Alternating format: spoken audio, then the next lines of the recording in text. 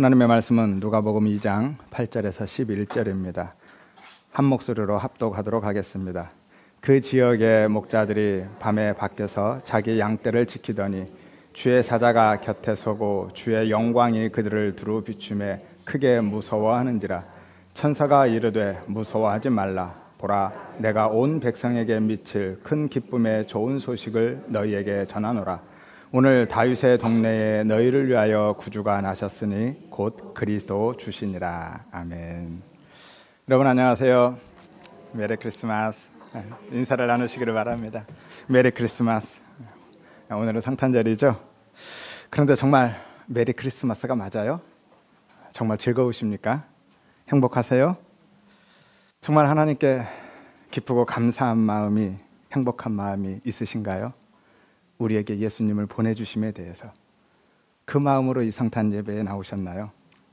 혹시 예수님 때문에 기쁘고 감사한 것이 아니라 성탄절 분위기 때문에, 연말 분위기 때문에 마음이 들뜨신 것 아닌가요?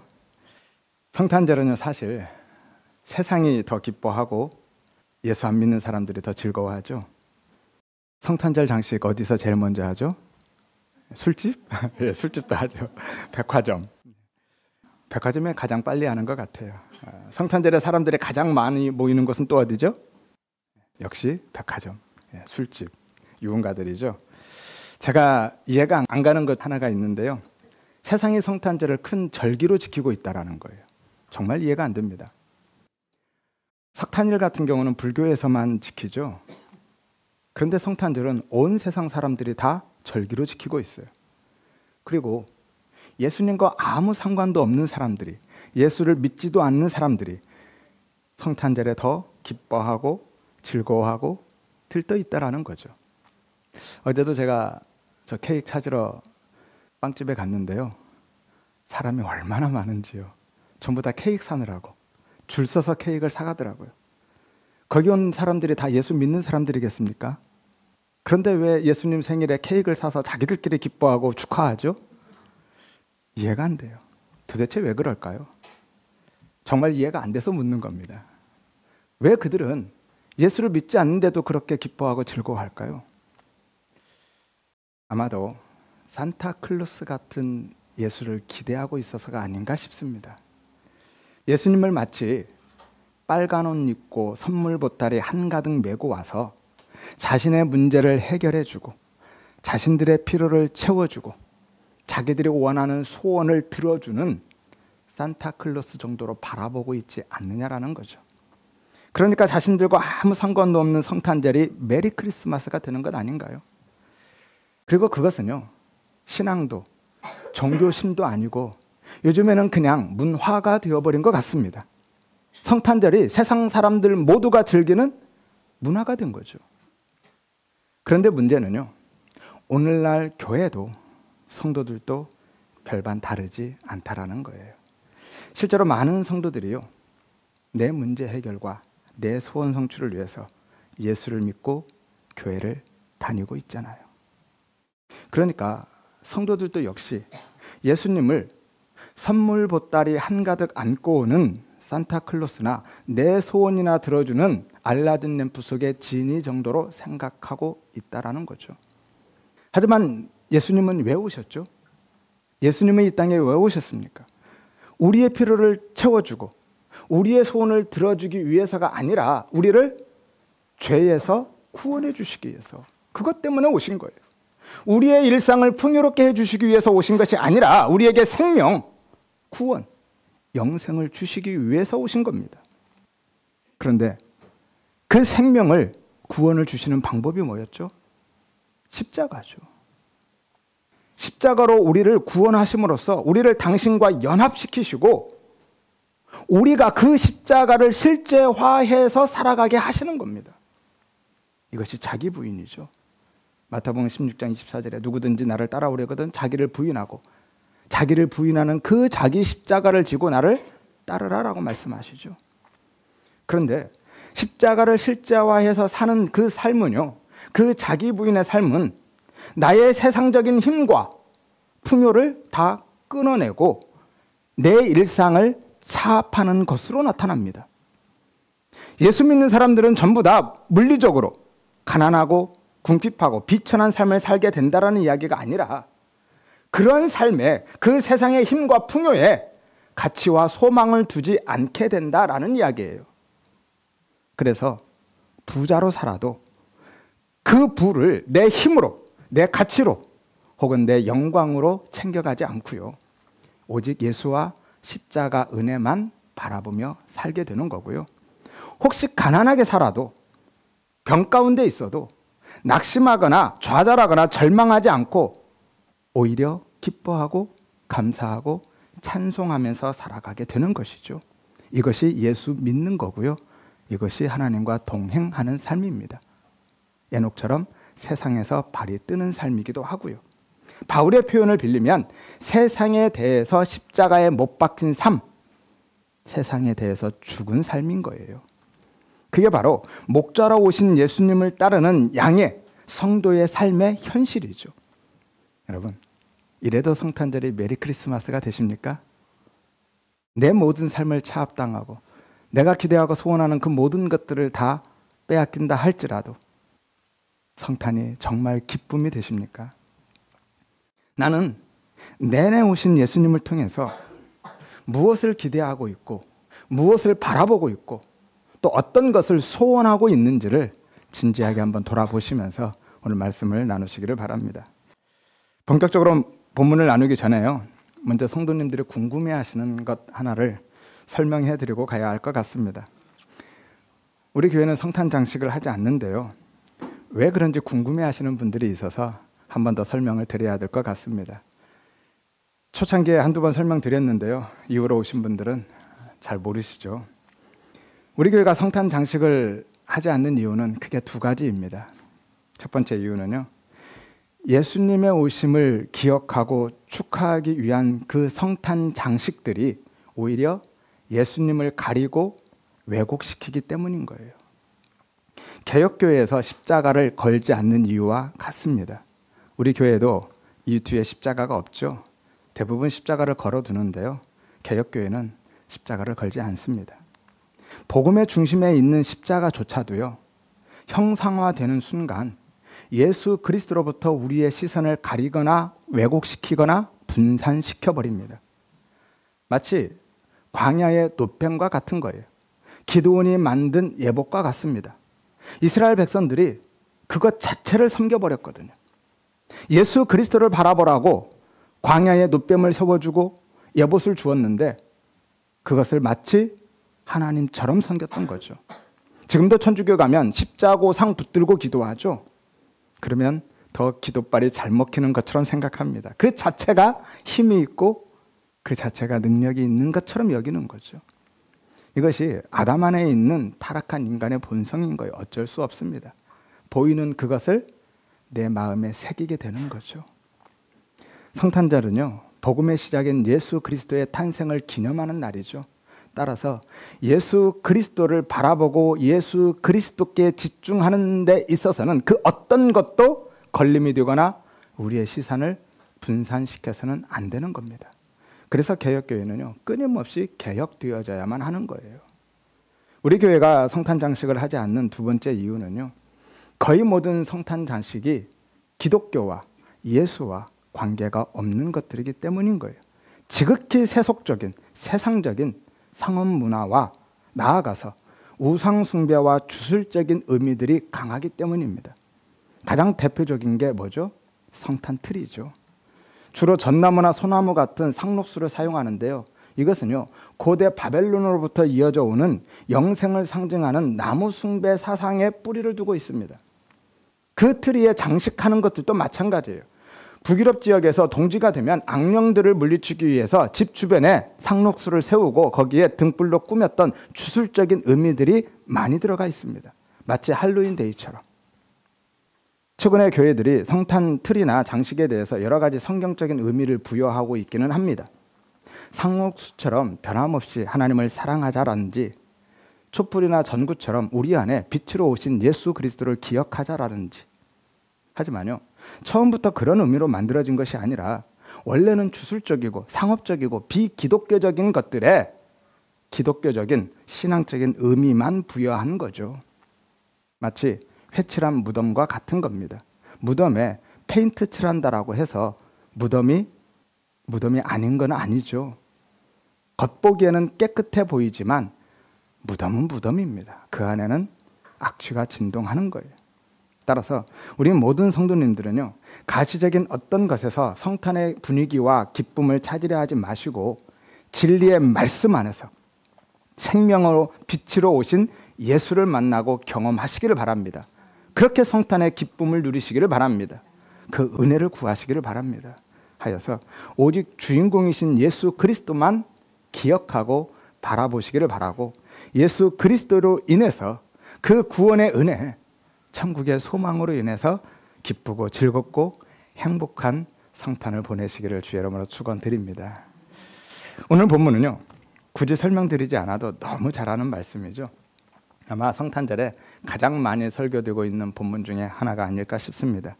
오늘 본문을 보시면 하나님이 천사들을 통해서 가장 먼저 예수님의 탄생을 알려주고 아기 예수님을 찾아가서 경배하게 한 사람이 누구죠? 목자들이죠. 그런데 정말 목자들이 가장 먼저 찾아갔을까요? 그럼 동방박사들은요? 동방박사 아닌가요? 마태복음에 보면 동방박사들이 가장 먼저 찾아가서 경배하고 예물을 드렸다고 나오죠. 그럼 뭐예요? 둘 중에 하나는 틀렸네요. 뭐가 틀렸어요? 둘 중에 하나가 틀린 게 아니고요, 성경에서 강조하고 싶은 게 다른 겁니다. 마태복음은 왕으로 오신 예수님에 대한 이야기를 하고 있기 때문에 동방박사들과 그들의 그 예물을 먼저 강조해주고 있는 거예요. 그들의 예물, 황금과 유향과 몰약, 왕에게 드리는 선물이거든요. 그리고 누가복음은 목자로 오신 예수님에 대한 이야기를 하기 위해서 오늘 목자를 먼저 등장시키고 있는 것뿐인 겁니다. 예수님이 목자로 오셨다라는 것은요, 여러 가지 의미가 있어요. 먼저 예수님은 세상의 의인들이나 부자들 혹은 힘 있는 사람들을 위해서가 아니라 오히려 죄인들, 낮고 천한 자들, 가난하고 소외된 자들, 힘없는 자들을 위해서 오셨다라는 것이죠. 마태복음 9장 13절에 예수님이 이렇게 말씀하죠. 나는 의인을 부르러 온 것이 아니라 죄인을 부르러 왔다라고 말씀하십니다. 그래서 예수님이 오실 때 모두가 잠든 밤에 오셨고요, 그것도 말구유에 지저분하고 차디찬 그 말 밥통에 오신 거죠. 가장 소외된 목자들에게 가장 먼저 알려주신 거고요. 당시의 목자는요, 법정에 설 자격조차 없는 소외계층이었습니다. 그 자들에게 먼저 찾아오신 것이죠. 그리고 실제로도 예수님은 그렇게 사셨어요. 그런 사람들과 늘 함께 하셨죠. 당시의 죄인의 대표로 여겨졌던 사람들 누구죠? 세리와 창녀들. 그들을 가까이 하셨고, 가난하고 힘없는 과부와 어린 자들, 그리고 병자들과 늘 함께 하셨죠. 뿐만이 아니라 사실은 성육신 자체가 예수님의 가장 낮아지심인 거예요. 창조주 하나님이요, 한낱 피조물에 불과한, 한 줌 흙에 불과한 우리로 오셨잖아요. 내가 되어서 오신 겁니다. 인간의 모든 언어로도 다 표현할 수 없는 낮아지심인 거예요. 사람이 벌레를 살리기 위해서 그 벌레가 되는 것보다 훨씬 더 낮아진 겁니다. 사람과 하나님의 갭은요, 벌레와 사람의 갭보다 훨씬 커요. 얼만큼 크다고요? 우주보다 커요. 그런데 그 하나님이 사람으로 오신 거예요. 그 이상 얼마나 더 낮아지실 수 있습니까? 이것이 우리를 향한 하나님의 사랑임을 믿으시기를 바랍니다. 그러면 성탄절이 정말 메리 크리스마스가 되겠죠? 그래도 메리 크리스마스가 아닌가요? 하지만 그 사랑과 그 은혜를 모르면요, 세상 사람들처럼, 예수가 없는 사람들처럼 엉뚱한 선물이나 기대하면서 예수님을 산타클로스 정도로만 바라보게 되는 거예요. 예수님이 친히 강보에 쌓여서 선물로 우리에게 오셨는데 또 다른 선물이 필요한가요? 그 이상 어떤 선물이 우리에게 더 주어져야만 하는 거죠? 그 외에 어떤 선물을 더 기대하십니까? 예수님 자체가 우리에게 선물로 오셨어요. 생명의 선물로. 오늘 교회에서 드리는 그 맛있는 케이크 드시면서요, 예수님이 정말 내게 이렇게 선물로 오셨구나, 이렇게 달고 맛있는 내 생명의 떡으로 오셨다라는 것을 다시 한번 생각하시고 감사하는 시간 되시기를 바랍니다. 우리 성도님들이 그 사랑과 그 은혜를 깨닫고요, 경험하는 그 은혜를 사모하시기를 바랍니다. 하여서 성탄절에 정말 기쁘고 즐겁고 행복할 뿐만이 아니라 삶의 모든 날들이 기쁨의 성탄이 되시기를 주의 이름으로 축원드립니다. 예수님이 목자로 오셨다는 두 번째 의미는요, 예수님이 우리의 진짜 목자가 되어 주신다라는 거죠. 목자가 누구죠? 양을 길러서 양털과 고기로 생계를 유지하는 사람이 목자인가요? 네, 세상의 목자는 그렇습니다. 축산업자들이죠. 세상의 목자는 양을 기르는 이유가요, 그것으로 털과 고기를 챙겨서 자기의 생계 유지를 위해서 양을 기릅니다. 그게 목자예요. 세상의 목자. 하지만 성경의 목자, 하늘의 목자는 누구죠? 양을 통해서 내 유익을 창출해내는 게 아니라 그 양에게 내 생명을 주는 자인 거예요. 양에게 생명을 주는 자가 하늘의 목자인 거죠. 하늘의 목자는요, 양을 먹이고 양을 인도하고 지키고 보호할 뿐만이 아니라 양 전체의 삶을 책임져 주십니다. 뿐만이 아니라 양에게 생명을 줘요. 그를 지키고 보호하고 그에게 먹을 것을 주는 것 자체가 그에게 생명을 주시는 것이기도 하지만 실제로 자신의 생명을 내어주어서 그 죽은 양을 살리는 것, 진짜 생명을 주는 거예요. 예수님은 우리에게 그렇게 생명의 목자로 오신 거죠. 예수님이 당신의 생명을 내어주셔서 우리에게 진짜 생명, 구원, 영생을 주신 거예요. 영원한 생명이죠. 요한복음 10장 10절에서 11절에 내가 온 것은 양으로 생명을 얻게 하고 더 풍성히 얻게 하려 합니다 라고 말씀하죠. 나는 선한 목자라. 선한 목자는 양을 위하여 무엇을 버려요? 목숨을 버린다. 예. 예수님은 하늘의 목자, 당신의 생명을 내어주어서 우리에게 생명을 주는 목자로 오신 거죠. 예수님이 그렇게 우리에게 생명을 주시는 선한 목자로 오셨고 우리의 진짜 생명이 되심을 믿으시기를 바랍니다. 그 은혜를 구하시기를 바랍니다. 예수님이 유일한 생명인 거예요. 다른 생명 없습니다. 세상에는 진짜 생명이 없어요. 사람들이 살아 움직이고 있으니까 다 생명처럼, 생명을 가진 자처럼 생각하는데요, 우리가 가지고 있는 것은 진짜 생명 아닌 거예요. 그냥 호흡에 불과합니다. 요한복음 14장 6절에 내가 곧 길이고 진리고 생명이다 그러죠. 나만 생명이다라는, 예수님만 생명인 거예요. 그럼 다른 생명은 없습니다. 다른 것은 생명이 아닌 거죠. 따라서 우리가 생명으로 생각하고 생명처럼 여기고 혹은 생명처럼 붙들고 살아가고 있는 모든 것들은 다 가짜인 거죠. 그게 돈이든 지식이든 건강이든 외모든 인기나 명예 권력이든 사회적인 평판이든 내 생명이든 그 어떤 것도 진짜 생명 아니고요, 가짜입니다. 우리의 유일한 생명은 예수밖에 없음을 믿으시기를 바랍니다. 그 믿음의 은혜를 구하시기를 바랍니다. 하여서 우리 모든 성도님들을요, 예수님을 생명으로 만나고 경험하여서 예수의 생명을 가진 새 사람으로 진짜 생명이 있는 자, 산 존재로 살아가시기를 주의 이름으로 축원드립니다. 이것이 새 창조인 거죠. 그래서 예수님이 생명을 주는 목자로 생명 자체로 오셨기 때문에 예수님의 탄생 소식을 알리기 위해서 하나님의 영광이 비춰지고 있는 거예요. 9절에 보면 주의 사자가 곁에 서고 주의 영광이 그들을 두루 비치며 크게 무서워했다라고 말씀하죠. 주의 영광, 하나님의 영광입니다. 당시에 성전을 비추고 있던 쉐키나의 영광이에요. 한 번도 떠난 적이 없는 그 영광의 빛입니다. 하나님의 임재를 상징하는 영광의 빛이 비추고 있는 거예요. 목자들은 그 영광의 빛 때문에 두려워했죠. 왜냐하면 그 영광을 보면 죽기 때문이죠. 하지만 그 빛은요, 예수님이 세상의 빛으로 생명으로 오셨음을 가시적으로 보여주는 증거인 거죠. 생명의 빛인 겁니다. 알죠? 예수님이 그 빛으로 오셨기 때문에, 그래서 기쁨의 소식인 겁니다. 세상의 빛은 우리에게 생명을 주지 못하죠. 진짜 생명을 주는 빛 되신 예수 그리스도에 대한 모형으로 하나님이 세상의 빛도 주신 거죠. 그래서 빛은 곧 생명인 겁니다. 예수님이 우리에게 생명으로 오셨고요, 그래서 창조 때도 빛이 먼저 들어오죠. 첫째 날에. 우리가 알고 있는 이 빛들, 세상의 빛, 태양, 달, 별, 그 빛들은요 넷째 날에 만들어졌잖아요. 그런데 첫째 날에 무엇이 먼저 들어와요? 빛이. 그럼 그 빛은 뭐예요? 태양빛은 넷째 날에 만들어졌는데요, 그 빛이 생명의 빛, 예수의 빛, 예수인 거죠. 예수님의 그 생명의 빛으로 먼저 들어온 거죠. 예수님이요. 예수님만이 우리를 죄와 사망으로부터 구원하시는 유일한 생명이심을 믿으시기를 바랍니다.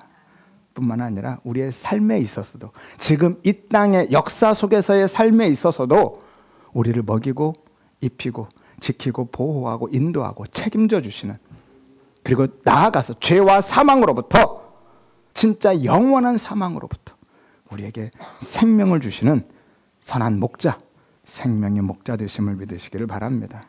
따라서 우리 모든 성도님들은요, 그 믿음의 은혜를 사모하시며 살아가시기를 바라고요.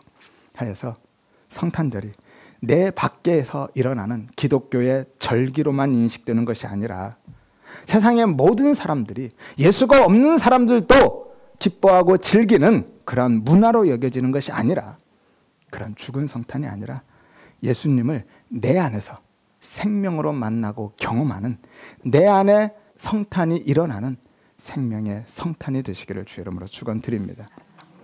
그런데 예수님이요, 우리의 목자로 오셨고 선한 목자로, 하늘의 목자로, 그 생명의 목자가 되어주신다라는 것은요, 또 하나의 의미가 있습니다. 뭘까요? 목자가 양을 먹이고 지키고 인도하고 있다라는 것은요, 목자가 그 양에게 생명을 주고 있다라는 의미도 되지만, 그 양의 입장에서는요, 목자의 뜻대로, 목자의 계획대로, 목자의 인도함대로만 살아가야 된다라는 것을 의미하죠. 목자가 이끄시는 대로만 가는 겁니다. 다시 말해서 양은요, 내 뜻대로, 내 마음대로 살 수 없다라는 거예요. 내가 가고 싶은 곳으로 가고 내가 하고 싶은 것을 하면서 살 수 없다라는 겁니다. 양의 입장에서는 한마디로 자신의 일상을 목자에게 차압당하는 거예요. 이것이 예수님이 목자로 생명으로 오신 성도의 삶의 현실인 거예요. 예수님이 왜 오셨다고요? 우리의 일상을 풍요롭게 해주시기 위해서가 아니라 우리를 죄에서 구원해 주시기 위해서, 그 생명 주시기 위해서, 그래서 오신 거거든요. 그런데 그 방법이 뭐였어요? 십자가. 예수 그리스도께서 십자가의 죽으심으로 우리도 그 십자가의 죽음을 실제화해서 살게 하는 겁니다. 이게 자기 부인의 삶이거든요. 옛사람이 죽는 거고요. 이것이 성도의 삶입니다. 우리의 옛사람을 바꾸고 변화시켜서 살리는 것이 아니라 그리스도의 십자가와 함께 우리도 죽이고 우리의 옛사람을 죽여서 새로운 사람, 새 사람으로 살게 하는 거죠. 그렇다고 오해는 하지 마시기를 바랍니다. 서두에서도 말씀드렸지만 제가 자꾸 죽음, 십자가, 자기 부인 이야기하니까요, 예수 믿으면 다 가난하게 되고 망하게 되는 것처럼 생각하시는 분들이 있는데, 그리고 그런 부와 성공, 세상의 그런 성공들을 위해서 열심히 사는 것을 마치 죄처럼 여겨지는 그런 생각을 가진 분들이 계신데요, 그런 거 아닙니다. 그 이야기하는 게 아니에요. 타락한 육적 본성, 육적 자아에 대한 죽음을 이야기하고 있는 겁니다. 그것을, 그 타락한 육적 본성을요, 에베소서 4장 22절에 이렇게 이야기하죠. 유혹의 욕심을 따라 썩어져가는 구습을 따르는 옛사람이라고요. 그 이야기하고 있는 거예요. 유혹의 욕심을 따라서 살아간다는 것은 사탄의 속임수를 따라가는 인간의 육적 욕망에 대한 이야기입니다. 인간의 육적 욕망만 가지고 살아간다는 거예요. 썩어져가는 구습도 마찬가지죠. 같은 이야기 하는 겁니다. 타락한 본성, 부패한 인간의 본성을 따라가서 살아가는 것, 이것이 옛사람이죠.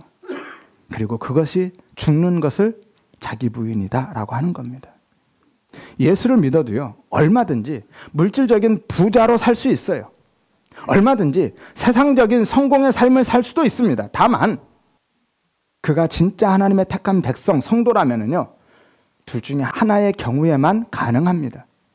그가 자기 부인의 삶의 지향성을 가지고 살아가든지, 그래서 그의 삶 전체가 하나님이 당신의 도구로, 지팡이로 사용하는 사람이든지, 아니면 그의 옛사람을 죽이고 자기 부인의 삶에 몰아넣기 위해서 그것들을 하나님이 주고 계시든지, 그 돈과 성공도요, 결국은 우리의 옛사람의 죽음, 자기 부인의 삶을 위해서 주신다라는 거예요. 아니면 그 삶을 사는 사람들에게 하나님의 도구로, 지팡이로 사용하시기 위해서 주신다라는 거죠. 따라서 정말 예수 믿는 사람은요, 내가 지금 어떤 상황과 형편, 상태에 처해 있든지 아무 상관이 없습니다. 그 모든 것들은요, 어차피 내 이름과 내 가치와 내 유익이나 영광을 위해서 사용할 수 있는 것들이 아니거든요. 그러라고 주신 게 아니기 때문에, 그걸 알기 때문에 아무 상관이 없어요. 있어도 그만, 없어도 그만인 거죠. 그런 것들에게 세상적인 부와 성공 혹은 건강이나 인기에 너무 연연해하거나 창념하지 마시기를 바랍니다. 어차피 나를 위해 쓰지도 못할 거 많이 가지고 있으면 뭐하고 또 없으면 어떻습니까? 그냥 하나님이 주시면 감사하고요. 안 주시면 어떻게 해야 돼요? 달라고 떼써야 돼요? 그래도 감사하는 거죠. 왜요? 하나님이 나에게 가장 합당한 은혜를 주시는 선한 목자 되심을 믿기 때문에 지금 내 삶이 나에게 가장 합당한 은혜를 주시고 있는 거예요. 그게 예수님이 선한 목자로 오셨음에 대한 증거인 거고요. 그래서 그 믿음을 가지고 그냥 사는 겁니다. 모든 삶은 하나님의 은혜에 다 맡겨드리고 가는 거예요. 그렇게 사시기를 바랍니다. 감사하며 찬송하며. 말씀드렸죠. 하나님과 동행하는 성도는요, 예수 외에 그 어떤 것도 가치와 소망을 두지 않게 된다고요. 그게 세상에서 발이 뜨는 삶이고요. 하나님과 동행하는 믿음의 삶인 거예요. 세상에 대해서는 십자가에 못 박힌 삶, 세상에 대해서는 죽는 거죠. 그리고 그게 예수의 생명으로 진짜 살아가는 삶인 거예요. 예수의 생명이 없는 삶은요, 사실 표현이 좀 그렇지만 좀비의 삶과 같습니다. 생각해 보세요. 생명은 없는데 마치 살아있는 것처럼 움직이고 있으면 뭐예요? 좀비지 뭐예요. 생명이 없는데 살아 움직이면. 성도님들이 너무 많은 관심을 갖고 계셔서 조금만 더 설명을 드리도록 하겠습니다. 그러니까 예수 믿으면 그런 복을 주신다는 거야, 안 주신다는 거야 라고 아직도 궁금해하시는 분이 계시다면, 그런 생각하고 거기에 관심을 두고 계시다면 죄송하지만 아직은 예수가 내 안에 생명으로 경험되어지지 않은 분입니다. 예수를 생명으로 만나고 예수 자체를 복으로 경험하면요, 그런 궁금증이나 질문이 사라져요. 그리고 바울처럼 어떤 형편에 처하든지, 내가 풍부에 처하든지 성공에 처하든지 아니면 궁핍에 처하든지 비천에 처하든지 상관없이 자족하고 만족하고 행복해하며 감사하고 기뻐하고 찬송하며 살아가게 되는 겁니다. 따라서 우리 모든 성도님들은요, 먼저 예수를 생명으로 만나고 경험하는 그 은혜를 구하시기를 바랍니다. 하여서 내가 바라보고 기대하는 복을 위해서, 내가 생명처럼 여기고 있는 다른 무엇을 위해서 예수의 힘을 끌어당기는 죽은 좀비 같은 종교인이 아니라 예수 자체가 복으로 생명으로 여겨지는 살아있는 성도의 삶을 살아가시기를 주의 이름으로 축원드립니다. 이제 제자리로 돌아오겠습니다. 하나님은요, 우리를 살리기 위해서 생명과 구원, 영생을 주시기 위해서 우리의 옛사람을, 그 육적 자아를, 타락한 본성을 죽이시는 거예요. 이것이 자기 부인이다 라고 말씀드렸죠. 이게 세례의 의미입니다. 로마서 6장 3절에서 6절에 보면 그리스도 예수와 합하여 세례를 받은 우리는 그의 죽으심과 합하여 세례를 받았다라고 말씀하죠. 우리의 옛사람이 예수와 함께 십자가에 못 박힌 것은 죄의 몸이 옛사람이죠. 죽어 다시는 죄에게 종로로 타지 아니하려 함이라 라고 말씀하죠. 새 사람입니다. 그래서 양처럼 그릇 행하여서 각기 제 길로 가고 있는 우리를 베드로처럼 스스로 띠띠우고 내가 원하는 곳으로 가고 있던 우리를 예수님이 선한 목자로 오셔서 당신의 띠를 띠우고 당신이 원하는 곳으로 생명으로 끌고 가시는 거죠.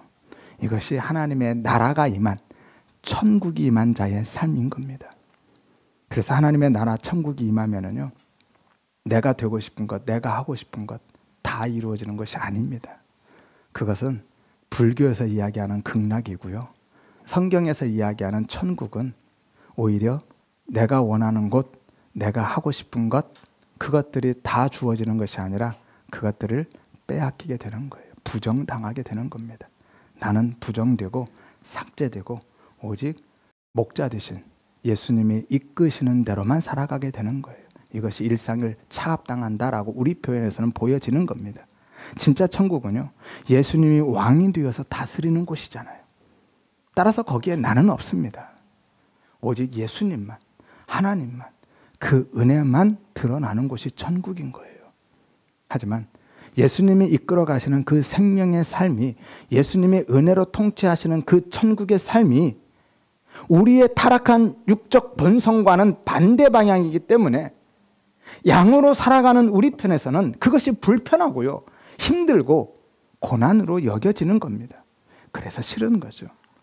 그래서 제가 날마다 그 은혜 앞에 엎드리고 그 은혜를 구하라고 그렇게 집요하게 말씀드리는 겁니다. 그 은혜 없으면 우리는 예수님이 우리를 다스리시고 은혜로 이끌고 가심에도 불구하고 고난으로 체감되니까, 예수님이 다스리시는 천국 안에 있으면 기쁘고 행복해야 되는데 오히려 그것이 우리에게 힘들고 고난이 된다니까요. 그래서 그 은혜를 사모해야 하는 겁니다. 그 은혜에 장악되지 않으면 우리는 즐거이 따라가는 삶이 아니라 버티며 끌려가는 고통의 시간이 되기 때문이죠. 그래서 하나님의 은혜의 통치 안에서 믿음으로 사는 삶이, 진짜 천국을 사는 삶이 기쁘고 행복하지 않고 힘들고 괴롭고 심지어는 고통스럽기까지 한 거예요. 끌려가니까. 따라서 우리 모든 성도님들은요, 예수를 생명으로 깨닫고 경험하여서 세상의 왕됨을 추구하는 옛사람을 벗어버리고 육적 자아의 죽음, 자기 부인의 그 새 사람을 입으시기를 바랍니다. 그 은혜를 사모하시기를 바랍니다. 하여서 하늘의 목자 되시는 예수님의 통치가 나의 일상을 통제하고 억압하는 것으로 인식되거나 고난으로 체감되지 않고, 그래서 버티면서 끌려가는 곤고한 삶이 아니라 내 삶을 지키고 보호하고 참된 자유와 생명으로 인도하는 은혜와 사랑으로 느껴지고 여겨지시기를 바랍니다. 하여서 즐거이 따라가면서 동행하는 행복한 삶이 되시기를 주의 이름으로 축원드립니다. 이것이 바로 평화와 안식의 삶인 거예요.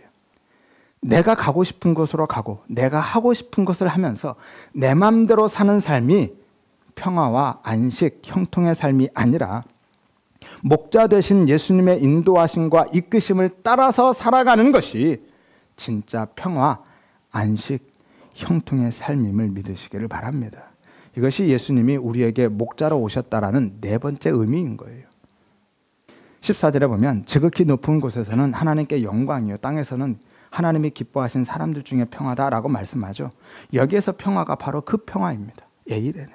평화, 평강, 안식, 안전, 번영, 행복, 화해, 일치, 다시 하나됨. 이 모든 의미들이 다 들어있는 게 이 평화, 에이레네라는 단어예요. 그러니까 하나님과 화해되고 하나님과 일치하고 하나님과 다시 하나 되는 게 진짜 그 평화다라고 말씀하는 겁니다. 그 상태가 바로 샬롬, 안식의 상태인 거예요. 따라서 예수님이 목자로 이 땅에 오심으로 하나님께는 영광이 되고 하나님이 하나님으로 드러나고, 우리에게는 세상의 모든 사람이 아니라 하나님이 기뻐하신 사람, 하나님의 택함을 받은 사람, 우리에게는, 성도에게는 평화, 안식, 샬롬이 되는 겁니다.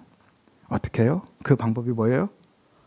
내 뜻대로 살아가게 두는 것이 아니라 내가 하고 싶은 대로 원하는 것을 다 하고 살 수 있도록 힘을 공급해 주시는 것이 아니라 당신의 뜻대로 우리를 이끌어 가심으로. 양은요, 늘 그릇 행하여서, 이 그릇 행한다라는 게 원래 길을 잃어버린다는 거예요. 양은 원래 길을 잃어버려요. 다 자기가 가고 싶은 대로 가는 거죠. 그래서 결국 어디로 가요? 사망으로. 사망의 길입니다. 그래서 예수님이 목자로 오셔서 사망의 길에서 우리를 생명의 길로 이끌어 가시는 거예요. 그런데 우리는 내가 가고 싶은 그 길이 생명의 길처럼 여겨지기 때문에 고집하는 거거든요. 그런데 예수님이 우리를 생명의 길로 이끌어 가셔서 결국은 참된 평화와 안식, 그 행복을 누리게 하시는 거죠. 새로운 살길, 생명의 길로 우리를 이끌어 가시는 겁니다. 그런데 그 길이 어떤 길이었어요? 휘장 가운데로 열어놓으신 새로운 살 길이었죠. 십자가의 길입니다. 십자가의 길, 그 죽음의 길, 자기 부인의 길만이 유일한 살 길이고 생명의 길이다 라고 말씀하는 거예요. 그 길만 하나님 안에서 평화와 안식, 샬롬, 행복을 누리는 길이다 라고 말씀하시는 겁니다. 그래서 세상에는요, 예수가 없는 사람들은 아무리 많은 소유를 가지고 있어도요, 그 평화와 안식, 행복이 없는 거예요. 많이 가지면 행복한가요? 그러면 아무것도 없으면 다 불행합니까? 아니라는 걸 이미 알고 계시잖아요. 그런데도 우리는 많이 가지면 행복할 것처럼 생각하잖아요. 그런데 세상에는 그 행복이 없습니다. 그 평화가 없어요. 왜죠? 예수가 없으니까. 그들에게 있는 그런 평화, 행복은 진짜가 아닌 거예요. 다 가짜입니다.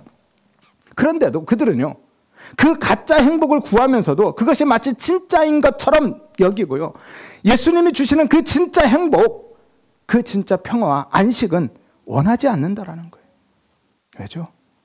예수님이 주시는 그 평화와 안식, 그 행복을 내가 누리려면 나는 없어져야 되거든요.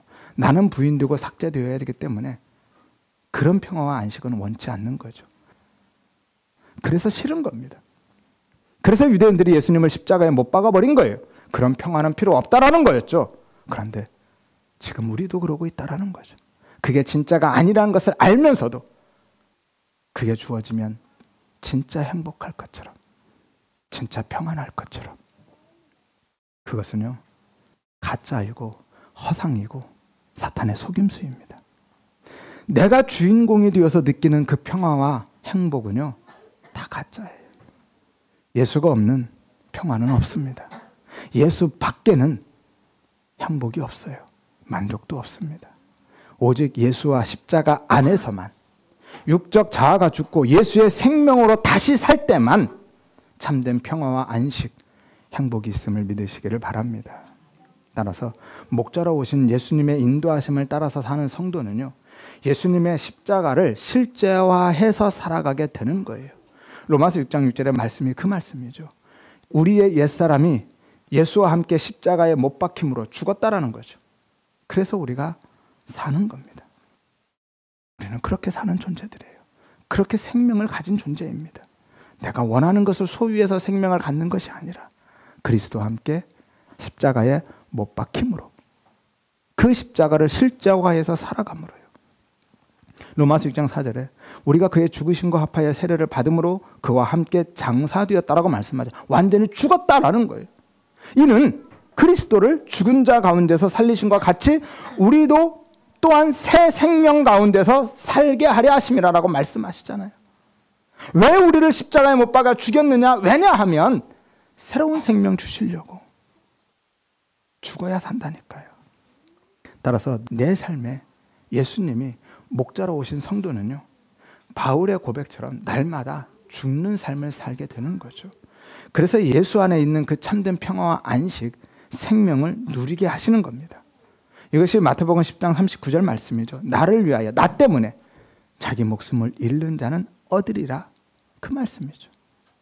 하나님이 우리의 옛사람, 가짜 생명을 끊어내고 죽이고 새 사람, 진짜 생명, 예수의 생명을 주신다라는 거예요.